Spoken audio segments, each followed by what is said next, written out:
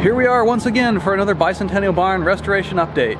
So today's video is part 2 on building the fire pad, which is basically a bomb-proof parking lot that you can drive a 75,000 pound fire truck on and not have it squish. And it could also be seen as how to build a parking lot with only one person, because I'm pretty much doing this with one person and a mini excavator. You have to be very methodical about it. So in the first video of the series, we got the dirt all prepped and laid down the geotextile. The next step is to get the gravel down and compacted. We're gonna have a trucking company bring the gravel in, and it needs to be dumped, and then we need to be able to tell how thick it is. So it can be very hard to eyeball the thickness of the gravel. We want it to be about 10 to 12 inches.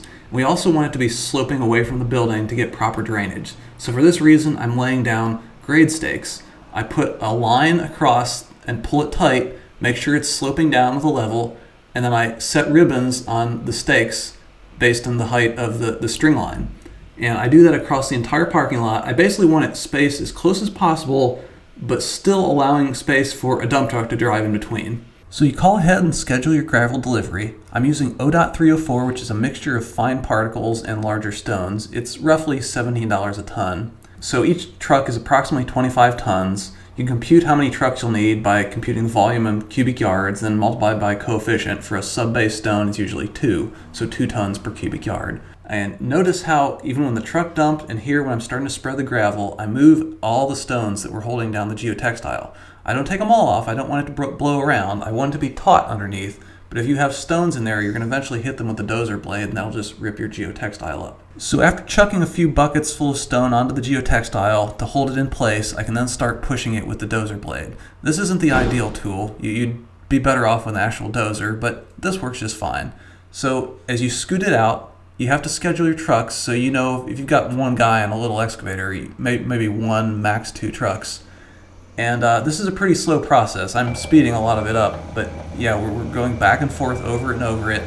Keep careful attention on those grade stakes. You don't want to run your stakes over, because then you have no idea how thick your actual gravel is. So also, if there's anything that needs to be installed later, you need to cut the geotextile before you put the gravel down. So for example, there's a fire escape in this area, so I got that out because it'll be impossible to cut through it later.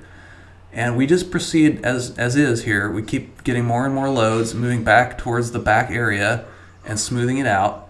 And once you've got things leveled out, I just track over it with the mini excavator to start. That'll get it a bit compacted. I mean, this is pretty thick stuff, 10 to 12 inches, so we're eventually going to need to get a smooth drum roller. But this is a good start. Get it nice and graded out and looking good. Now we need a smooth drum roller.